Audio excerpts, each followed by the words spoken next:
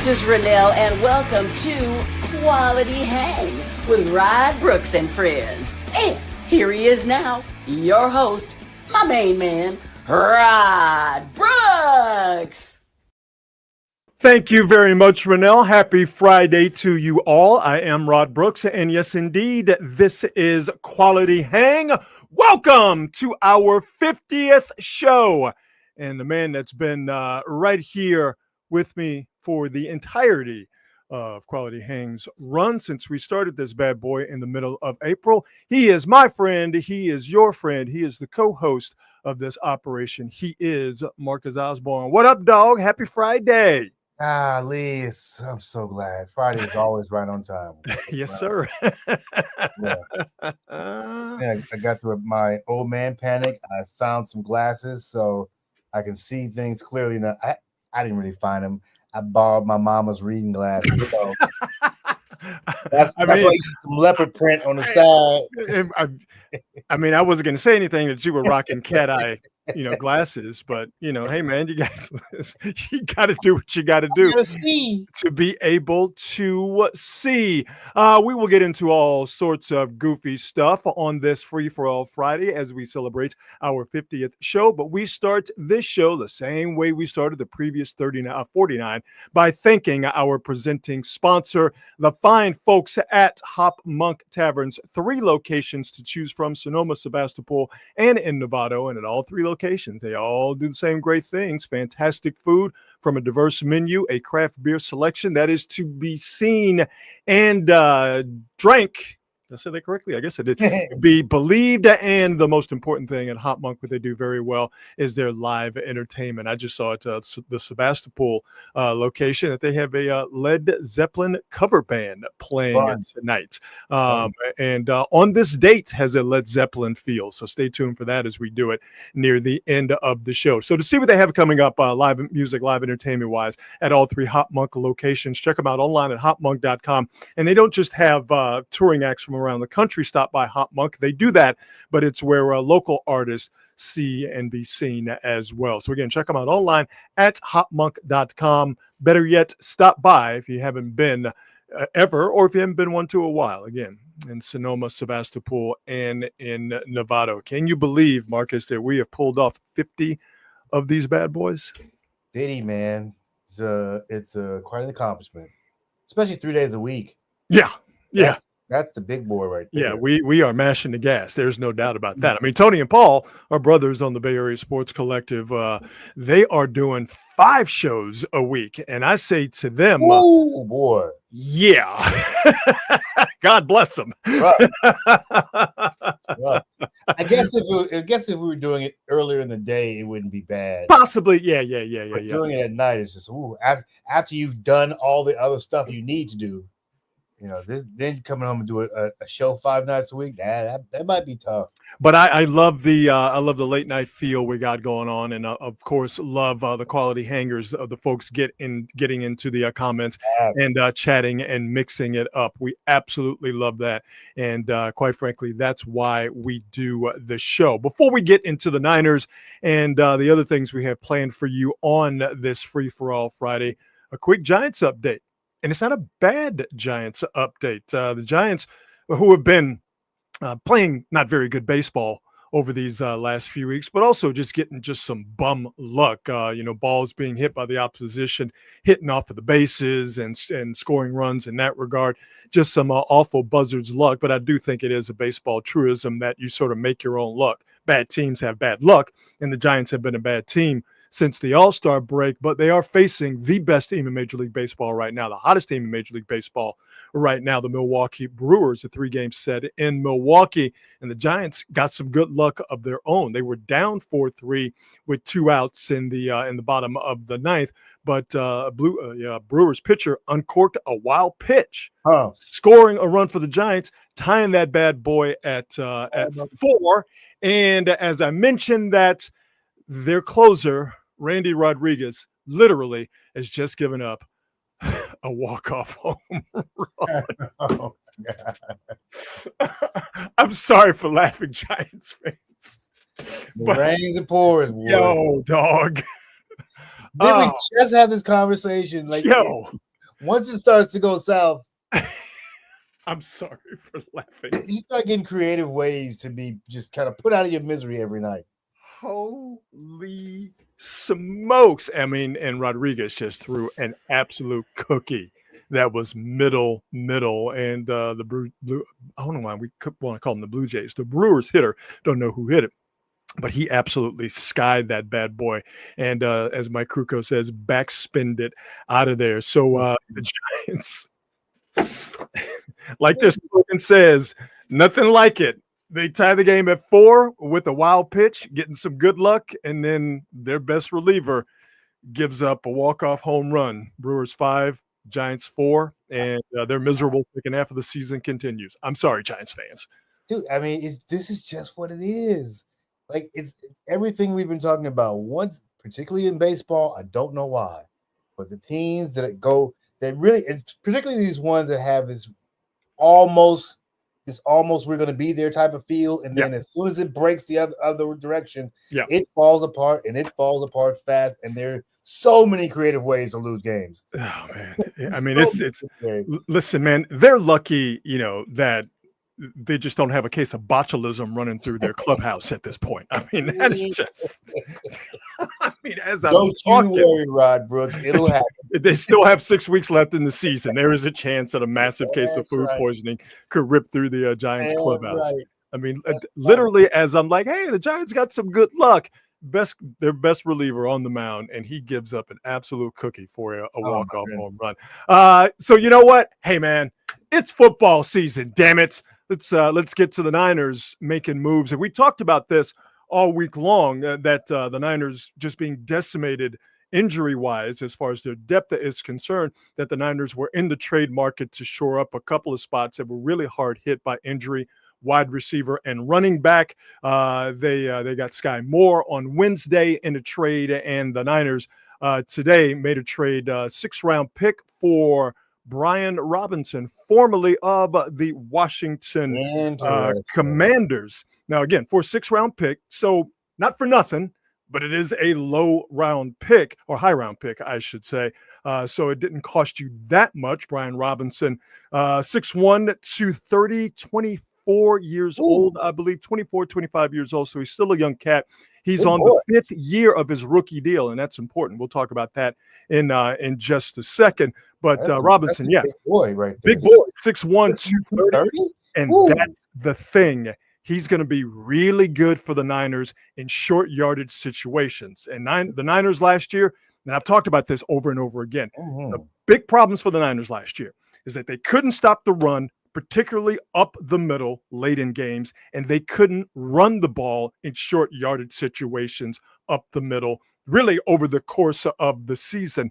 And Robinson is one of the best in the league in terms of being a short yardage runner on 3rd and on 4th down. Last year, Robinson had a little shy of 800 rushing yards, 799 to be exact, and 10 total touchdowns last year, including the postseason. So not only is he a big boy, not only is he a tough runner and a good short yardage runner, he's also a very capable back out of the backfield, catching the ball as well.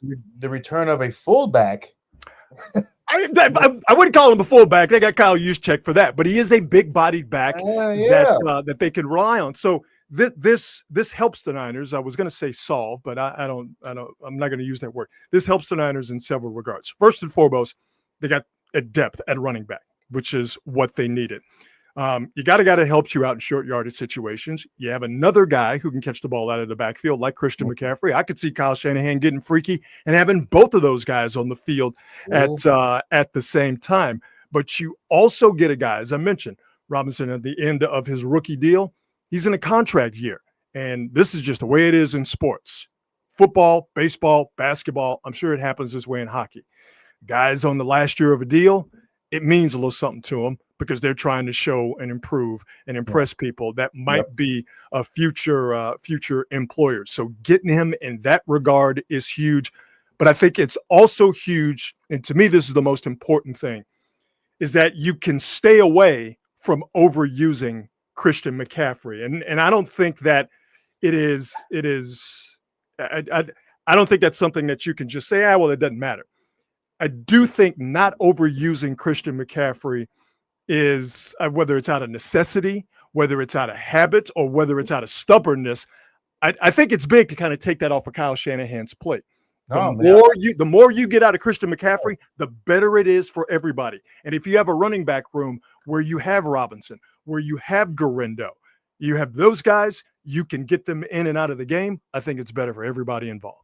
Man, you have said that is the key to that entire thing. Giving 100% giving McCaffrey a break. I do think, like in hindsight, the year before last, they put the ball in his hands a lot. Yeah, but I understood that because he was their best player. Completely get it. But wow, if you can give that dude a break and get him through the season, get him into the postseason fully healthy or as healthy as he can be, then you might be onto something. And if you can give him a break, and again, Christian McCaffrey is one of one. Okay. There's always going to be a gap between Christian McCaffrey and the other running backs on that Niner roster. But if you can give Christian McCaffrey a break over the course of a drive and the drop-off isn't that big, if you can give Christian McCaffrey a break and you bring in Robinson, who can give you tough yards and he can also catch the ball out of the backfield, I think you're doing pretty good there. So, there were some people who were saying, well, this trade is made because they don't know if Christian McCaffrey's healthy. No, Christian McCaffrey he's fine. Okay, it's all the stuff we've seen, all the people that I've talked to. Christian McCaffrey is ready to go. So this is not one of those things where the Niners are worried that Christian McCaffrey's not healthy. They addressed some things that they needed to address right here, right now. They need depth in that running back room, but they need good depth in that running back room. And Brian Robinson gives them that good depth. And what did it cost you? A 6th-round pick.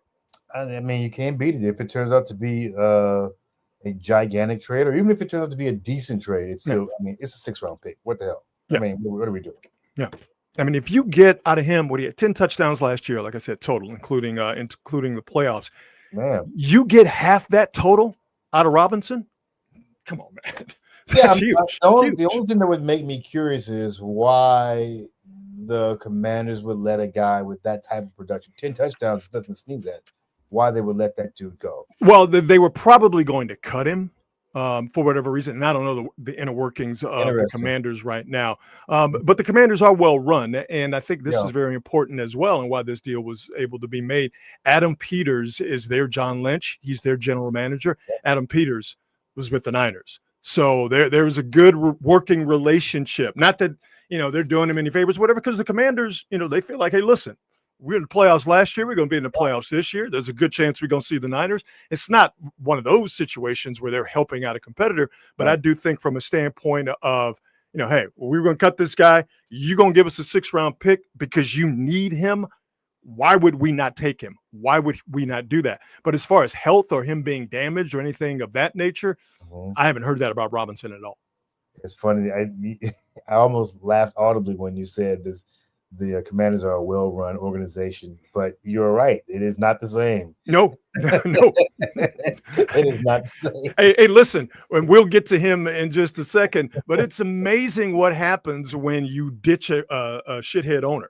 Dude. All of a sudden, you become a competent organization, and we'll get to Jerry Jones continuing to run his mouth. I don't want Jerry Jones to go anywhere. I want him to stick around. But if Jerry Jones I was talking about this with someone last time. I'm talking about it with Bonta Hill when I was over at the NBC Sports Bay Area studios yesterday.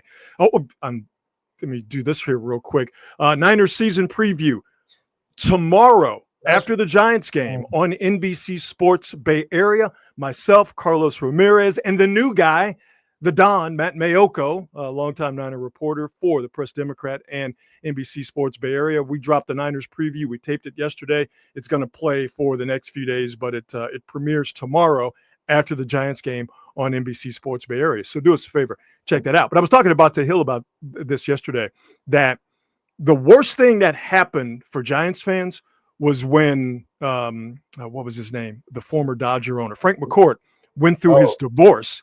And he had to sell the Dodgers because he was a terrible owner that was in the process of running the Dodgers straight into the ground. He had to sell. They got some competent ownership. The Dodgers are spending money. And unfortunately, Dodgers won the World Series last year, and there's still a problem. You don't ever want Jerry Jones to not have control of the Dallas Cowboys, because if he or the Jones family were no longer in control of the Cowboys and somebody with some common sense actually had control of the Cowboys, that would be a massive problem for the entire NFL. Dude, I'm sure you know this guy Dale Hansen. Oh yeah, absolutely, the great Dale Hansen, legend, the legend, sports director for the ABC affiliate in Dallas. Oh yeah, he was. This, I guess there's an interview that he did with Jerry Jones years ago, and he said, because I like that dude because he's not afraid. Nope, not at all, not at all. Of anything.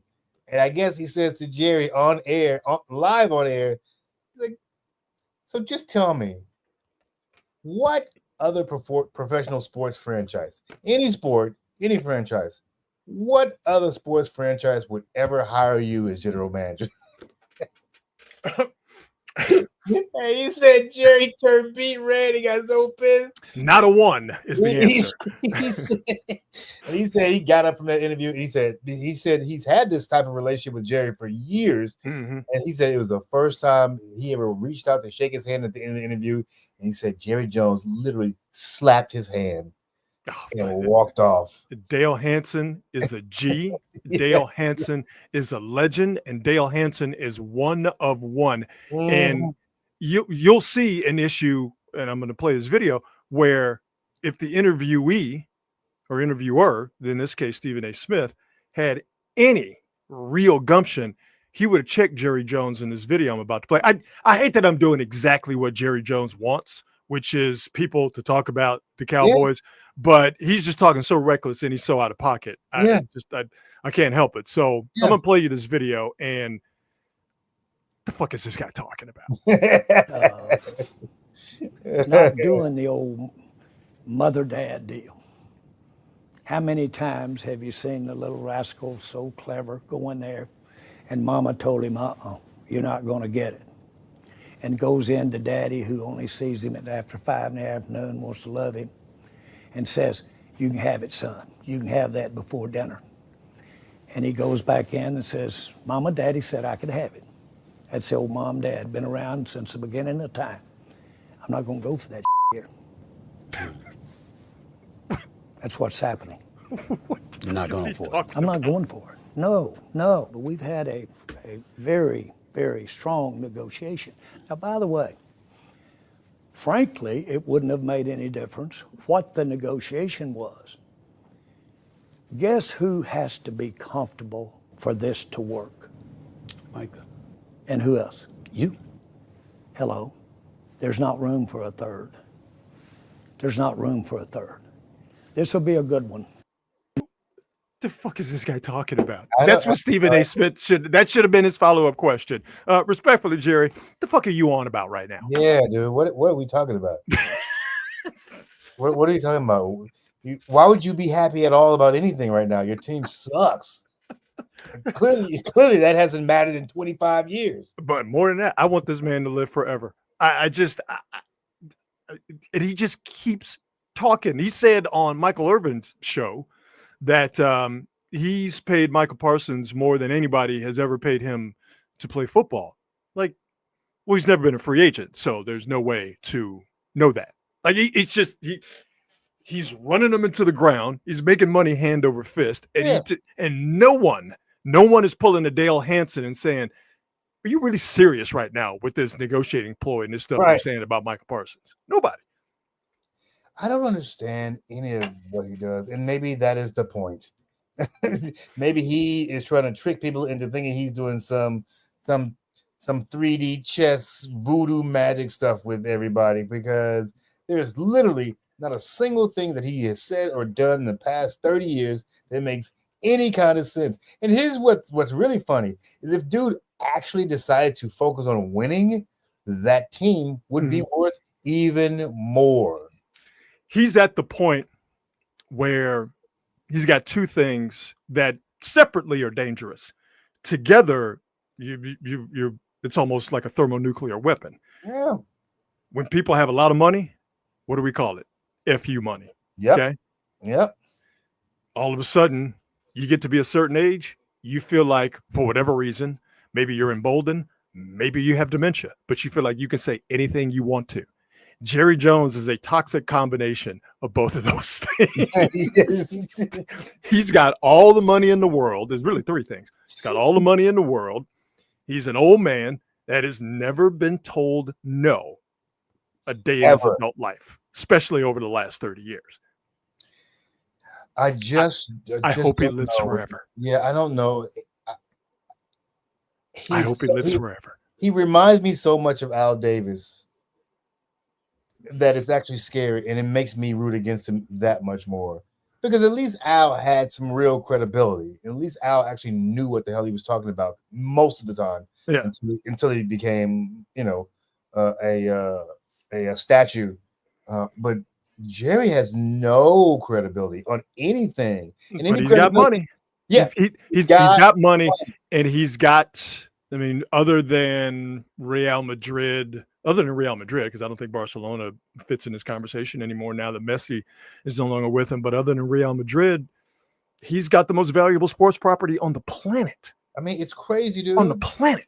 Crazy. And it's I don't feel bad for Cowboy fans. No, absolutely not. No. I don't have that within me. No. No. What bothers me, this is just from a philosophical perspective, bothers me that you have something that could be great, but the problem is you're the problem. like that, you're in your own way, you're blocking your own blessings. So I'm like, if you're a Cowboy fan and you willingly put up with this stuff and you have for years, and you keep buying the merchandise and you keep going to games, then you're the dummy. Yeah. And that's what it boils down to. So I want this all to continue because this is hilarious. We'll move on because we've already given that barely sentient bag of booze enough air. The NFL, they are going to be really cracking down on sportsmanship violations. Walt Anderson said that they will really crack down on violent gestures and sexual gestures as types of activity that will be flagged by officials, in addition to subjecting players to fines. So that Key and Peele speech, what is it with Hingle McCringleberry when he's doing, when he does too many pumps, that is coming to life. We are going to have officials now looking to see if there's going to be an extra pump or an extra gyration. This is something that nobody asked for. Players didn't ask for it. Fans don't really care. This is the NFL continuing to be the no fun league. But to me, here's the problem. You're asking referees who are notoriously bad at making judgment calls to make another judgment call. That's not what they're equipped to do. Referees are equipped to make decisions that are black and white. Inbounds, out of bounds. Did you catch it? Did you not catch it? Was it a touchdown? Was it a touchdown? When a referee has to use their judgment, that's when everything gets fouled up. That's why roughing the passer is called so inconsistently. Oh my God. Because it's a judgment call. That's why pass interference is called so inconsistently. Amen. Because it's a judgment call. NFL referees are not equipped to make judgment calls correctly over and over and over again. It's not that big of a deal, but you put another judgment call on their plate, and how long is it going to take for it to make a big difference in a play that might make a big difference in this season? Anybody asked for this shit.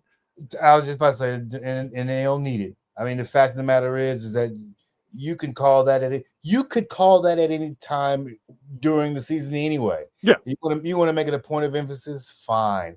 But I feel like you got way more things to worry about than that, NFL. Like, maybe why you keep colluding against motherfuckers?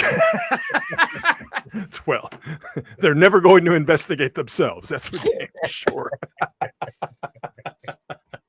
That is for absolute certain. That the NFL has no desire and or ability to reflect inward and go, what can we do as an entity? What can we do as 32 owners to make this thing better? Bro. Like, shit, we ain't doing that.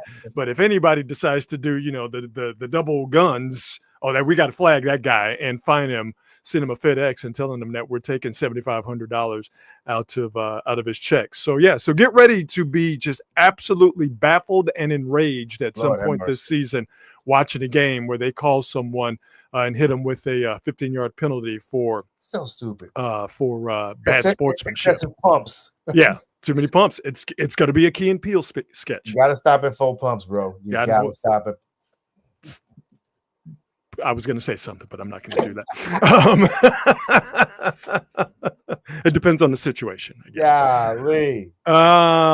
Let's get into some free-for-all stuff as we roll on this Friday.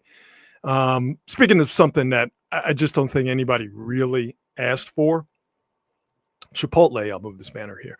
Chipotle drones are now delivering mid-Mexican food in Dallas. This is the test city that they're using. That's a tough spot to test your Mexican food, bro. Do what? That's a tough spot to test your Mexican food. I'll tell you that. you better bring it home. I don't need. This is just me. I don't need my food or my packages to get here any faster. Like I feel like we're doing a good job as a society. I think we're doing a really good job getting things to shove in our faces and crap that we don't need. I think we're getting that in a timely manner. We've nailed that. Wouldn't you say? I mean, we got DoorDash, we got Amazon. They're still getting us our packages in 3 days, sometimes fewer. We don't need bad burritos to come to us via drone. Where is my flying car? Dude, listen, I'm so tired of this conversation. I've been promised a flying car for 30 years, and I need it now. I need it now. Damn it, you shouldn't have shown me the Jetsons when I was a child if you weren't going to get me a flying car that was promised to me while I was watching the Jetsons. That's everything else you got. All right. You got robots. You know how we feel about robots around here. You got robots that are doing stuff. You got robots that are fighting people. That's right? Right. Where's my flying car? Instead, corporate America has decided that we need bad burritos to come to us via drone. If I had known that this was going to come up, Rod Brooks, I would have shown you some video of the prototype flying cars. They are out there. They are soon to be available. I've seen them. They look cool as shit. But there's video out there, and they do exactly they're like land speeders. I just want you to show me video of them landing. Yeah, that's all I need to see. Show me. I don't need to see it take off. I don't need to see it fly. I need to see it land. How softly does it get me back to terra firma? Code. You're 100% correct. Food, the burrito gonna be terrible, and it's gonna be cold. John says they're shooting those things in Texas. Dude, I was just about to say the same thing. I don't know if drone is the safest way to get your delivery. Wait a minute, our man Jason. The bag is gonna have bird crap on it. It's got bird shit and bullet holes. Ain't nobody asked for our burritos to get to us via drone. All right, damn it, cure cancer and give me my flying car for God's sakes. Two of the most important things in the world. It's okay. All right. Or figure something out with sex dolls or something, sex robots. But now you're really getting into the weeds, and I love it. I don't need burritos via drone. I just feel like we could focus our industrial might, you know what I mean, on something that's more important. Like our grandfathers and grandmothers helped win World War II because we just kept pumping out tank after tank after tank. And where are we now in 2025, coming up with 2026? You could get a bad burrito via drone. Right. If you somehow connected all this stuff with sex, it all gets made quickly and is immediately mass produced. Immediately. So if you can find a way to say, hey, flying cars are going to come with a sex toy. Prostitution via drone. It's popping. It's popping. We might be onto something. You don't even eat the stroll anymore. You just like the red light district comes to you. You know what? These are facts. I think we're fleshing out a money making a money making idea. You don't go to the red light district. Have the red light district come to you via drone. That's right. I'm an idea man, Marcus. You That's are. who I am. Let's get this pitch deck ready. I hope my mother's not watching the show. The Pacers had themselves a very nice run, and as we have today with tattoos being very ubiquitous. It's not. Tattoos used to be for degenerates and sailors. Now tattoos are mainstream. Everybody gets tattoos, and sports fans, because we are very, we love our guys, that we like to commemorate certain sports moments or certain sports figures with tattoos. We have no shame in putting a team logo or a player's face on our body via tattoo if we're really feeling that guy. So a fan of the Pacers, I don't know where this fan is from, more than likely Indiana, but a fan of the Pacers went to a tattoo artist and he wanted to recreate this moment. Now you may remember this is when Tyrese Halliburton hit that big shot over the Knicks. It was was it in game one? Game one, right? Yeah. In New York, shades of Reggie Miller, who was on the call courtside for TNT. So Halliburton doing the Reggie Miller, you're choking. Like Reggie Miller did in front of Spike Lee and the Knicks crowd in 1994 or 5, I forget exactly. And Reggie Miller pointing at Tyrese Halliburton. It's like, yes, young bull, I did it once. Now you're the new guy. The tradition of light-skinned Indiana Pacers players giving New York Knicks fans the blues continues on in the 21st century. So a Pacers fan wants to commemorate that via tattoo. And he decided to get I can see the picture. That's why I'm laughing. So I can't wait for you guys to see it. So he decided to get Reggie Miller doing the point and Halliburton doing the choke sign. He decided to get it on his hands. I'm going to show you. Oh, boy. that picture right now. Oh, boy. That's wow. Oh, that's the worst tattoo or set of tattoos. It's terrible. Yo, son. What? I mean, it leaves you speechless. I mean, I don't know if you can see, I have tattoos. I got one, you can't really see it. I got a couple tats, but I'm very picky about the ones that I get. Dog. And I'm definitely very picky about ones that can be seen by other human beings. And these, I could have done these, Rod. I could have done them. They do look like prison tattoos. Yeah, I could have done these. This is crazy. This is like Seth MacFarlane artwork. These Family Guy characters, right? This is crazy. Oh, by the way, is this supposed to be black people or light-skinned dudes? I guess it would be light-skinned dudes. I don't know. It's the worst thing I've ever seen.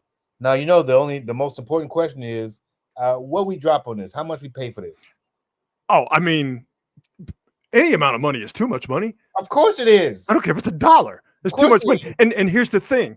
One of them got done, and the person being tattooed looked at it and went, "You did that shit, dog. Finish the other one." And he put his other hand up. That's right. Hell yeah. Give me that left hand.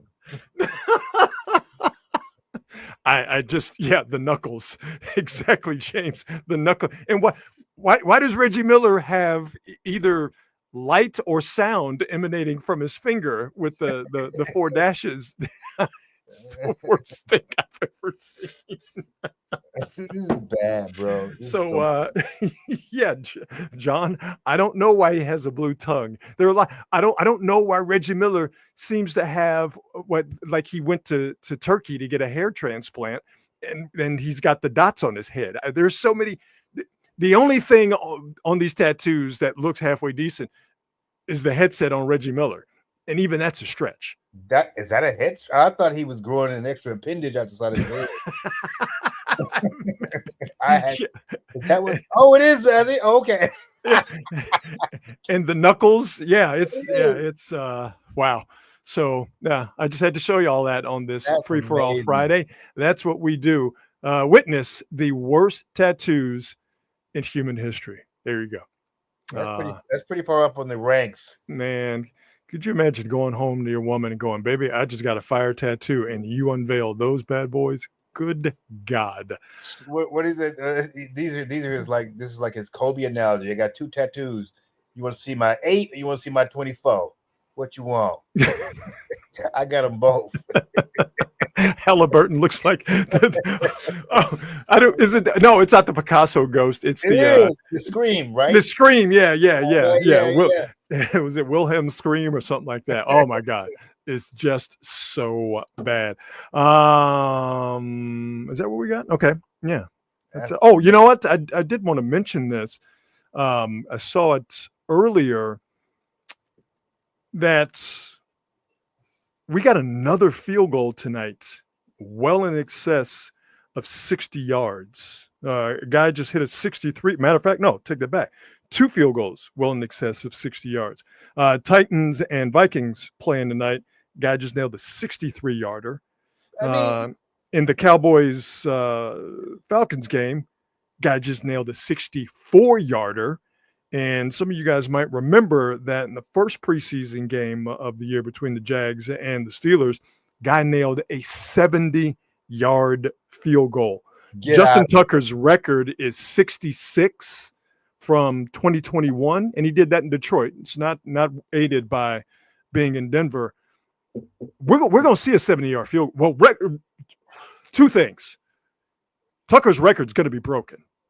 It might not be broken by a 70-yard field goal. Tucker's record is going down, and I will not be surprised if we see a 70-yard field goal this year. Cats is booting it.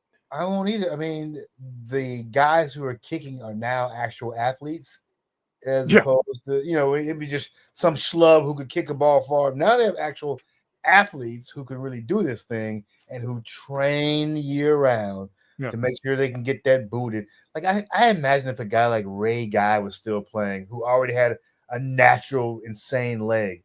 Like, if that dude had today's training, remember Reggie Roby? Absolutely. Oh yeah, the black punter. Yeah, I don't know why we don't learn about him during Black History Month. It should be Martin Luther King, Malcolm X, George Washington Carver, and Reggie Roby. We're talking about groundbreakers and pioneers. We need to be talking about Reggie Roby. Was it Marquise King? Was that his name? Yeah. But listen, man, Reggie Roby walked so Marquise King could run. That's right. And he actually talked himself out of some jobs, apparently. Marquise, he did. Yeah. People did not like Marquette King. Marquette King. Thank you very much. Yeah. Thank you, Escobar. Yeah. And he was fun, but he definitely thought he was more of a player than he. Remember, if we're just going to go down the rabbit hole of brothers kicking, remember Donald Ikwe-Bikwe? Oh, my Vikings? God. Remember that? Remember that, brother? Remember that, brother? Yes. There's only been a handful. And then he thought he was going to be a cocaine kingpin, got caught up in doing selling that shit. I'll never forget that name. I'll never forget that. That's right. Tom Peralta. You know what? During Black History Month, we're going to talk about the black sports pioneers that don't get enough love. Absolutely, Dom. Willie T. Ribs. With the real person who's a real race car driver, real brother, and he had a name that was really, really hilarious, yet just right there on the edge of stereotypical. Just right there. Like Ribs with 2 B's, like right there. I wonder how many like barbecue sauce ads he had to turn away. He's like, man, I just can't do it, bro. I can't do it. You're not gonna get me caught up. I gotta go home, my family. I gotta look my grandmother in the eye. How am I gonna do that? Saying to Big Mama that I've endorsed a line of barbecue sauces. Nice. Shame I'm bringing on the Ribs family name. Oh my God. Put some barbecue sauce on Willie T ribs. Lord have mercy. And there'd probably be a T-shirt or some whack ass commercial. Oh yeah, and he just just smiling. You just see all his teeth. Yeah. It wouldn't be good. It wouldn't be good. So, I want to do some on this date. We'll do some. We'll do some on this date. DC said he's going to bring up great black punters who played in the NFL. I mean, we got to do that documentary. We're establishing curriculum for the young ones here on Quality Hang. On this date, August the 22nd. On this date, the Giants and the Dodgers got into a scuffle, a kerfuffle. Huh. Had themselves a testosterone presentation, and the great Juan Marichal tried to brain Johnny Roseboro with a bat. Yeah, I mean, you laugh about it now, but that is fucking scary, dude. Yo, dog. I mean, he just straight up saw red and just lost his mind. Juan Marichal was with the shits. Man. He was ready to get it cracking, dog. Oh, my goodness, bro. And Sandy Koufax is back there like, oh, whoa, hold on. Right. Oh, man. But as this post says, Marichal and Roseboro would eventually later become close friends. And I tell you what, Johnny Roseboro is a better man than me, and he's a smarter man than me, because I would not be friends with anyone who tried to open up my head with the Louisville Slugger. But Johnny Roseboro was smarter. You want to be friends with a dude who was wild enough in front of tens of thousands of people to run out there and try to crack you over the head with a baseball bat. I mean, that's four-dimensional chess right there. You can't trust that dude at all, because that is the Al Cowlings, O.J. Simpson friendship just waiting to blow up. So on this date, 60 years ago today, one of the most infamous sports photographs of all time. Wow. Yeah, Marichal tried to crack open Johnny Roseboro's coconut with a baseball bat on this date in 1965. I mentioned Led Zeppelin earlier. On this date, 1979, Led Zeppelin released their final album with all four members in Through the Outdoor.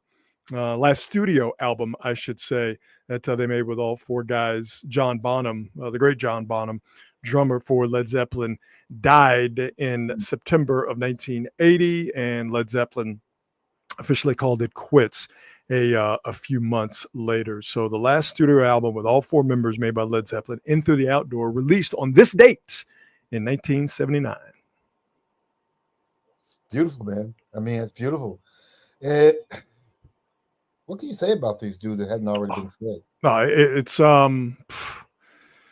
mean, if you want to call them the greatest rock band of all time, I'm not gonna argue with you. I mean, I'm not at all. You actually, I mean, I think you are required to put them in your top 5. You have to. I mean, you have to. How many other bands have actually sold more records than them? Yeah, the Eagles, Beatles, obviously. Yeah, but who else? Maybe Fleetwood Mac. Maybe there aren't many that have. Yeah, dude. And this is the album. If you're not as familiar with Led Zeppelin as others, this is the one with All of My Love and Fool in the Rain. So two Zeppelin tracks that I don't really think get enough love as far as Zeppelin's entire discography goes. But on this date, 1979, last Zeppelin album with all four members, In Through the Outdoor, released. This might be sacrilege to ask. Okay. However, in a vacuum, Led Zeppelin, were they really great musicians, or were they just a great band? Well, here's what I say to that. That you're not going to find too many people's list of great guitarists that doesn't have Jimmy Page on it. Right. That's obviously one. You're not going to find too many lists of great drummers, even though I'm a Keith Moon guy.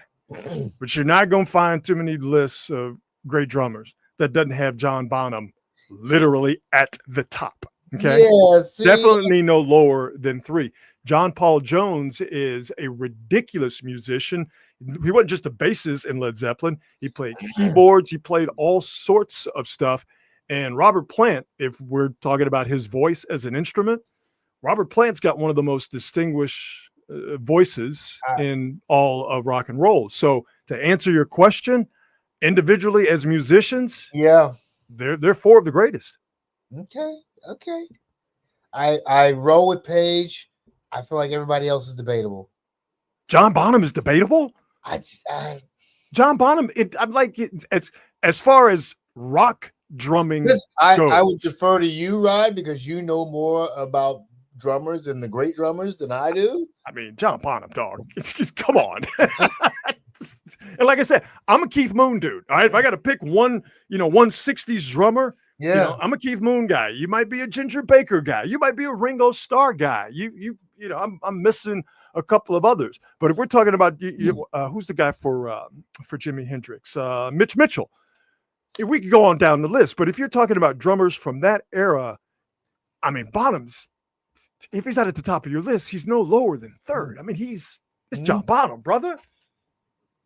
Okay, this John Bonham. Yeah. I've heard this for years, but I guess my feeling is always with any band, it's a random question I always ask: are they great musicians or are they just a great band?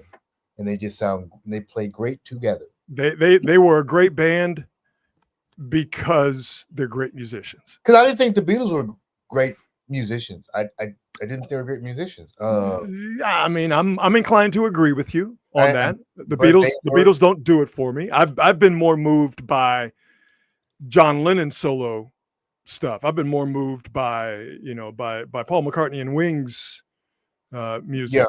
Than I have by the combination of the Beatles. I've been more moved by George Harrison's solo stuff than both of those guys that I mentioned than the Beatles collective group output. I think what the Beatles had going for them were they were all really good songwriters. Mm-hmm. Oh, I mean, they might be the best. As a collective, you think about all 4 of those guys, they might be the best. Yeah. Ringo Starr, just to stay on the drumming thing. Ringo Starr is a drummer. Again, not necessarily my type of hype, but knowing the instrument and just knowing how he fit in that band, Ringo Starr is really, really good. Way different than John Bonham, way different than Keith Moon, way different than all the other guys. But what the way he played and the way he served those Beatles songs was perfection. It was exactly what they needed, from that instrument. So that's what I feel like. I feel like a lot of the great bands. And by the way, I'm not saying these guys suck as musicians. Oh, no. I know that. Yeah. But I feel like oftentimes we elevate musicians because they play so well together. Yeah. No, they absolutely play well together. On this date in 1986, the coming of age cinematic classic Stand By Me. Wow, man. Was released. Was it 87, right? 1986. 86. Yeah. What a trip. I actually, you're right. 86, because in 87, we watched this in our American history class. Really? The video, the actual VHS. We watched it in my American history class. Was it because the teacher had a hangover and didn't feel like learning, y'all, or were y'all to glean some actual American history from this movie? No, he just felt like it was like a really interesting slice of Americana and all this type of stuff. He's really, really big into this type of stuff. I would say that's fair. That's an interesting and fair way of looking at it. Sure. Yeah, and so he's like, this is, and he's like, I want to, and he did it because we were a really good class. So he, in sort of keeping with his theme of American history, every now and then he would bring a movie like this in, and we'd watch it over the course of two days. Stand By Me, released on this date in 1986, and finishing up on this date in 2006, Outkast dropped their last album, the soundtrack for the movie Idlewild. The movie came out 3 days later from if my notes are correct, but this is the last Outkast album we got. And I have to say, it didn't hit me right when it came out. And maybe because now we are close to 20 years without any more music from Outkast. Yeah. Or maybe I've gotten smarter. Maybe my taste have changed. But I've looked and listened to this album a lot differently, let's say, over the last 10 years. I have much more of an appreciation for this album now, definitely than I did when it came out on this date in 2006. Yeah, man. I thought this is a sneakily good album, and I remember seeing the movie, which I didn't necessarily love, but what the funny thing is now years later, I do like it a lot more. Yeah. I think I had too high expectations about Outkast as actors. Big Boy can act. Big Boy can act. Andre, not quite as good. Yeah. Big Boy, which is so funny because I think Andre takes it more serious than Big Boy, but Big Boy is actually better at it than Andre. Yeah, Big Boy is good. He's like Ice-T and Tupac. If we're talking rapping actors, they're good at playing themselves on television and on film. Anytime you see a camera in front of Big Boy, he's just playing a version of Big Boy. Yeah. Anytime you see Tupac on film, he's just playing a version of Tupac. It might be the wild and crazy Tupac. It might be the reserved cerebral Tupac, but it's still Tupac. And the same thing with Ice-T. He's just playing Ice-T. So I think that's what Big Boy, has going for him as far as being an actor. He's a naturally, I think, charismatic person to begin with. And the camera likes him and likes that. And it's just natural for him. Yeah. I concur. Oh, someone's asking, Just Battle? Yeah, Chase a Battle. What is he asking? What does he want? What do you want? Have y'all seen the movie Freaky Tales? Of course I've seen it. I've still not seen it, but everybody raves about it. Bro, I'm from Oakland. I had to see it. It was my duty to see that. I went and saw that shit. And it's not for everybody. That's the thing. It's not for everybody. And I think only the folks who are from the Bay, Oakland in particular, are going to have the greatest appreciation for it, because everything from my childhood, this is literally set in my my teenage years, specifically my graduation year. So all of that stuff is just kind of flooding back with memories. I heard Sleepy Floyd is outstanding in it. Sleepy Floyd is a ninja, dude. Sleepy Floyd is Superman. He's a ninja in this movie. It's crazy. It's 4 different stories, an anthology with 4 different stories. Sleepy Floyd story.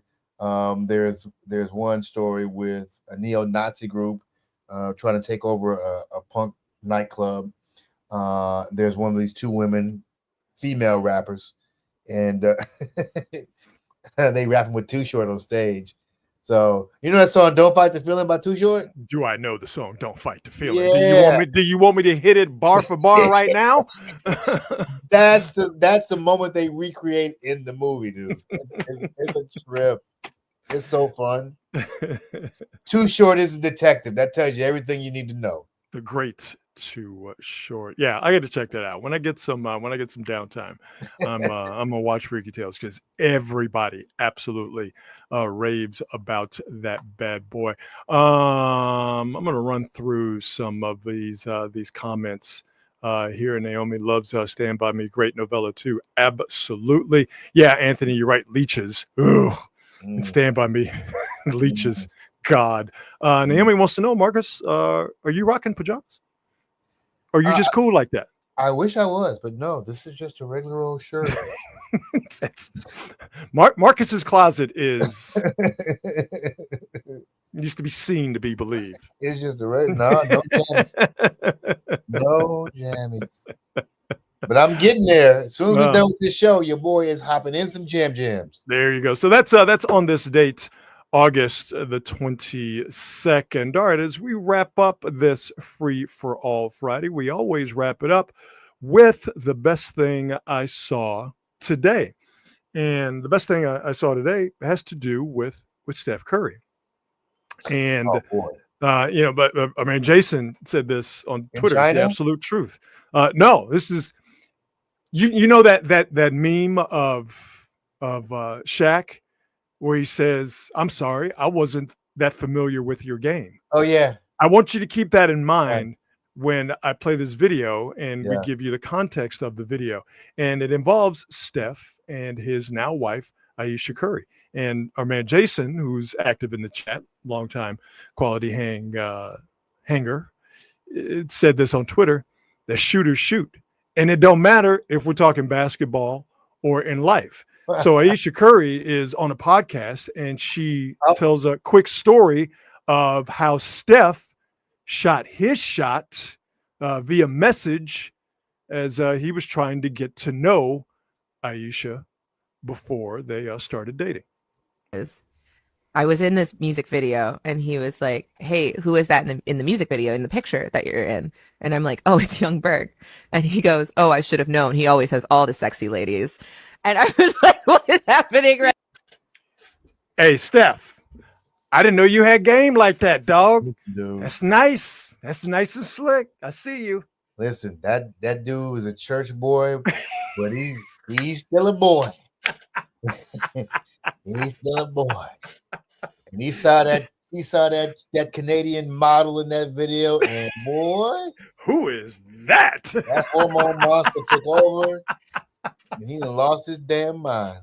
Yo, man, but that's how you shoot your shot. Like, oh yeah, really? He always be having to find ladies in the videos. Yeah, and she probably didn't know what to do with us.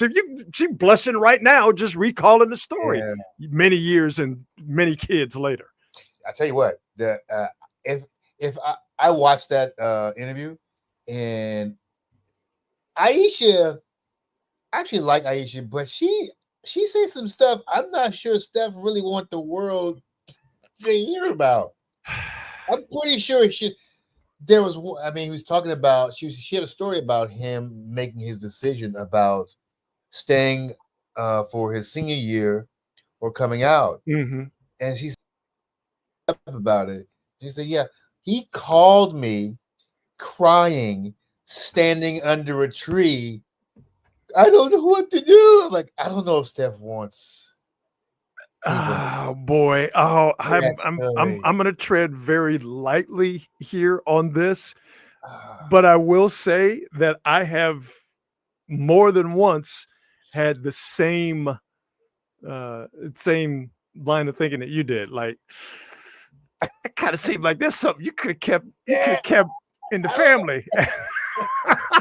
Just And by the way, this is not me like shaming tears or anything. No. I get exactly where you're coming from. You know what I'm saying? Like, I feel like that's a very private, personal moment. You might need to get some clearance before you start telling the world about you was crying up under a tree. I just feel like that moment and other moments that I can think of that Aisha's appearance on whatever show would have been just as good without those very personal details. So, I mean, yeah, I'm right there with you, dog. It was. Don't tell everybody I was in there crying over whether or not I'm gonna stay in college or go make millions of dollars. What are we doing, Aisha? There's some other stuff she said, and I was like, oh wow, that's. But hey, you know what? Hey man, they are happily married. They are a power couple in the true sense of the word. So. Hey man, from the time Steph shot his shot, that video we just played, Aisha recounting that to where they are right now, that Steph and Aisha bond is tight. There was an HBO show Steph Curry had, and this is a few years ago, but basically it was the new version of the dating game, the wedding game. What is it? The wedding? Anyway, the couple, Steph Curry would invite all of his friends over. They invite these couples friends over. I have some recollection of this. Yeah, I know. Yeah, and they invite the friends over, and they'd answer the questions. So Draymond was on there, Andre Iguodala was on there, a few other celebrities, and I don't know why this just sticks out of my mind, but the question was, what could I not go without for 30 days? And he turned to her, he said, sex. Like, they gets it in. And they've been together for 20 years now? Hey, man. Salute. Yeah, that's what I say to that. Especially after 20 years. Salute. I give you nothing but the biggest of props for that. So yeah, Steph Curry with the putting the O's in smooth. Aisha's retelling of that story. That was the best thing I saw on this free for all Friday. Great shit. Yeah, man. Good show, Rob Brooks. Thank you very much, sir. Our 50th show. Started this bad boy back in April, right when the NBA playoffs started. They started on Saturday. We did our first show the Monday after the beginning of the 2025 NBA playoffs. And here we are now on August 22nd, and we are 50 shows in. Marcus, man, as always, thanks for coming along on this ride and looking forward to mashing the gas and going so many places with this show. More than anything else, I want to thank the Bay Area Sports Collective for their help and their guidance and being a part of that outfit. But I want to thank all of you who have watched the show, listened to the show, and formed the Quality Hang group in the chat, the Quality Hangers. Thank you so much for being a part of this and creating this organic community that lives, it breathes, it thrives, and you guys support us, and that's exactly what we wanted. We wanted to recreate, what we had in the good old days when radio was a top-notch medium, where it wasn't just about us talking, it was about the people and crafting a community, that was a part of the show. And to be able to recreate that here has been, for me, my proudest accomplishment with what we've done with Quality Hang. So clearly we're not done, but these 50 shows have gone by very quickly, and I have to tell you, they've exceeded my expectations, and that is because of all the folks who have been wonderful enough to support this show, whether you were with us from the beginning or whether you just came through here in the middle or whether you just got in the mixes. I know we've picked up quite a few new viewers over the past couple of shows. Thank you. You've made this absolutely worthwhile. I couldn't have said it better myself, my man. And if y'all want to know more, the audio shows are still out there. And that's right. We talk about we reference a lot of stuff from those shows. So if you ever feel free. Yeah, check out how we used to do it back in the day before we had to get ourselves all prettied up for the camera. But thanks to all of you for your support. Like I said, the reason we are doing it was to create this community, and the fact that we've done that and this community is growing is just it is exceeding our wildest dreams. So everyone, have yourself a fantastic weekend. We will see you on Monday at 8:00, and as always, be good and be good at it. We'll see you.